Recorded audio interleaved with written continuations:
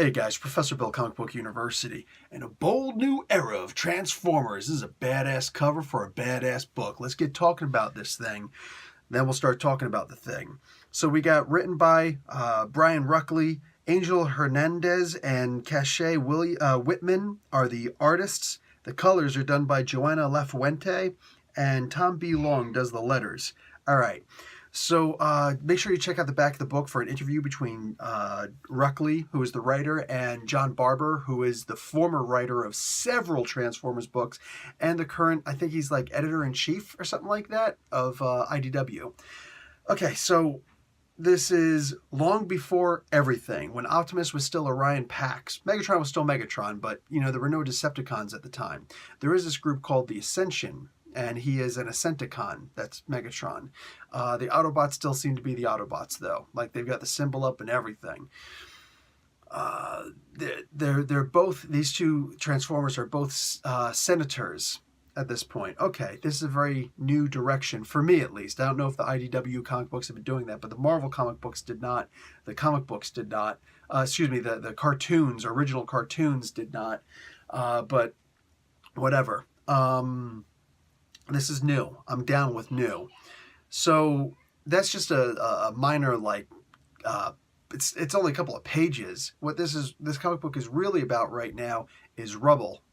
Rubble is a new character, okay? New character who looks an awful lot like Rumble, kind of sounds an awful lot like Rumble too, but, you know, maybe I'm just imagining things. Anyway, they're on their way to see Brainstorm. Brainstorm is going to educate him on a couple of things. Now, I say they because Rumble is not a double Transformer or anything. No. He's hanging out with Bumblebee. We all know Bumblebee, all right? Everybody knows freaking Bumblebee, Optimus Prime, and you should have a pretty good idea of who Megatron is. Depending on the movie, you know, whether you watch the Brian, whatever that guy's name, Michael Bay, the movies or not, is whether or not you'll actually recognize Megatron or not. Because the comic books look way cooler. Just saying, just putting that out there. Okay, so Windblade does a little flyby and hangs out and starts having a conversation with them. And all these characters have very different backstories.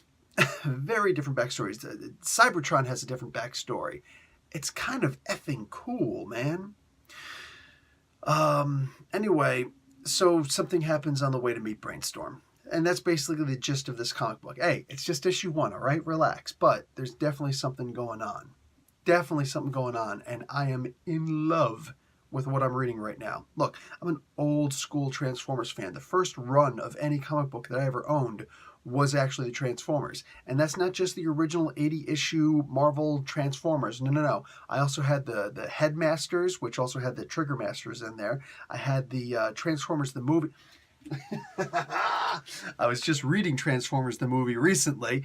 More than that, I actually read those comic books 2 years before I got the opportunity to actually see the movie.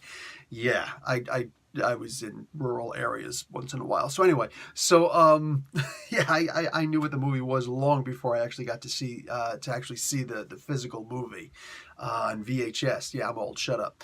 But I lived through all that stuff, man. 1984, I remember when the Transformers first showed up, and we're like, man, they're just supposed to be rip-offs of the GoBots, aren't they? And then we come to find out the truth of things. Go and check out the Toys That Matter.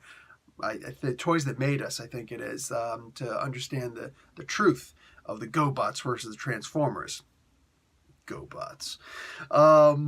So anyway, yeah, I grew up with all that stuff, dude. Like, I had all the G.I. Joe versus the Transformers, where Bumblebee would eventually be made into Goldbug. All that stuff, Daddy. I had it all, man. Loves me some Transformers. Saw the original cartoons and all that. This is very different from that. I'm okay with that. I am totally okay with that. Look, man. Comic books have to be retold. Characters, everything has to be retold once in a while. This is a franchise. That's what it is. All right, from push to shove, it is a franchise. Franchises are something that will typically sell. It's one of the reasons why if you have a really cool story for something and it's like, I think this would be awesome, and somebody's like, yeah, I don't want to put a budget into this. unless we're going to attach it to something and make it part of a franchise. That actually what happened with the Cloverfield paradox, apparently. All that being said, just think about Star Trek and things like that. You know what I'm saying? You could have a perfectly fine space adventure kind of thing, whatever, but people want to make that extra bank and trust that people are going to come and see it because you're going to attach Star Trek to it, right? That's cute and all, but it sometimes I want new stories told. Anyway, you're going to retell a story. You're going to go back to the well and start using the Transformers or any franchise again.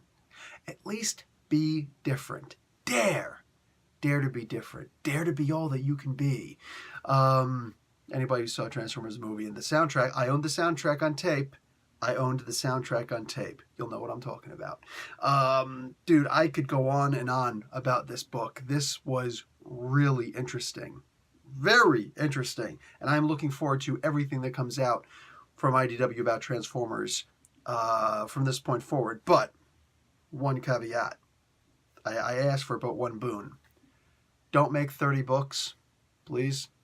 I was dying. Like, I wanted to read the Transformers in the worst way, but you read any one, like you read Transformers, you read Lost Light, you read Optimus Prime, you read this, you read that, whatever the heck was coming out, nothing was independent. They demanded that you read all of the freaking books in order to understand, because they would constantly reference the other books.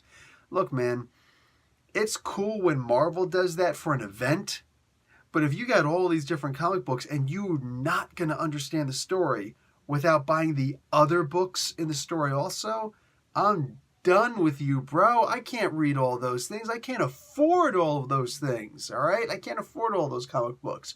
You keep it down to one comic book, I will be a lifelong fan. I will get every single issue. You name it, done. And I don't care if you put this out freaking twice a month. I'm done. I'll read it. I'll read the book, but chill with the 30 titles.